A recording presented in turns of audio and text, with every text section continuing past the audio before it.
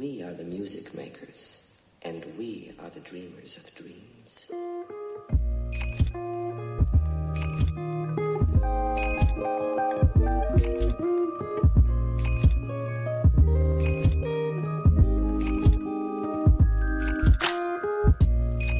Hola, ¿qué tal? Como ya antes lo he mencionado, mi nombre es Jazmín Patricia. El propósito de este video es dar a conocer los temas vistos en la primera unidad de la materia de Física 2, el cual constan de lo siguiente.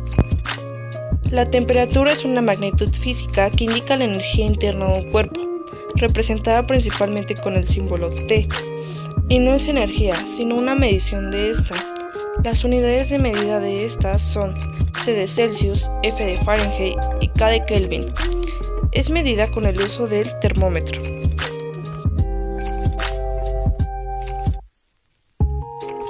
El calor es un tipo de energía que se produce por la vibración de moléculas.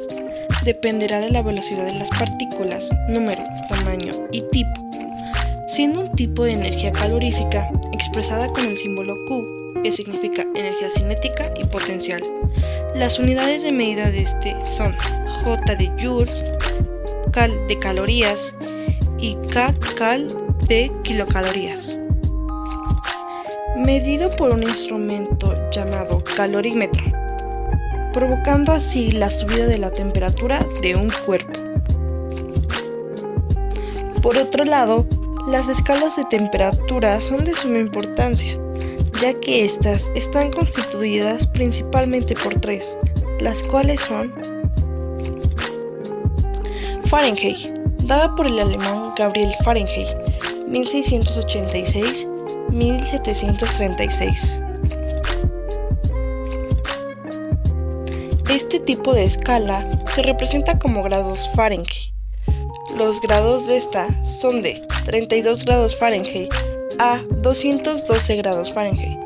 En la vida cotidiana lo podemos encontrar en la temperatura de un motor, en laboratorios, en frigoríficos, meteorología, gastronomía e inclusive en usos científicos.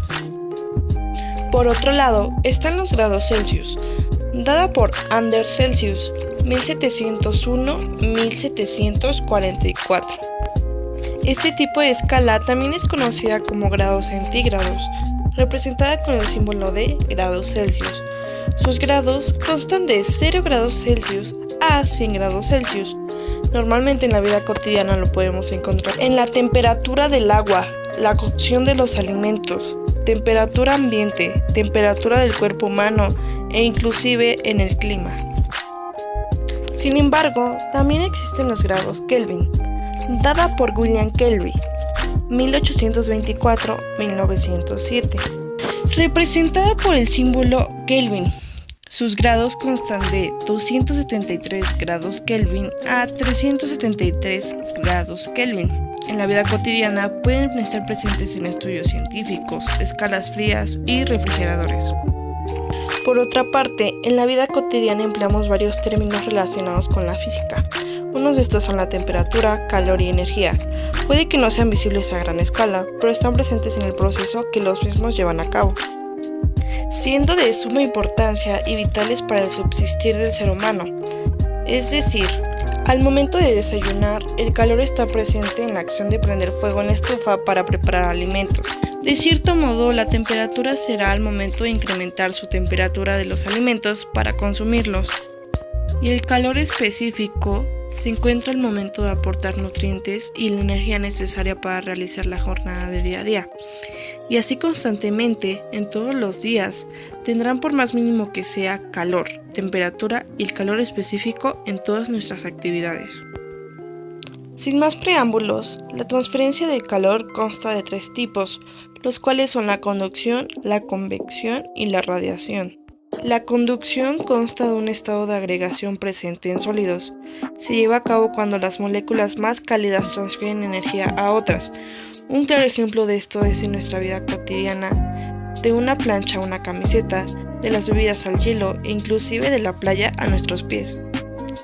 La convección se encuentra presente en estados de agregación tales como líquidos y gases. Se lleva a cabo ya que el movimiento de masas de moléculas se da a distintas temperaturas.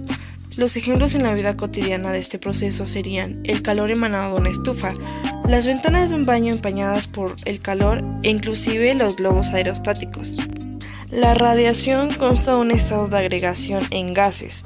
Se lleva a cabo mediante ondas electromagnéticas, siendo un claro ejemplo del día a día el calor emitido por un radiador, un horno de microondas e inclusive la radiación ultravioleta solar.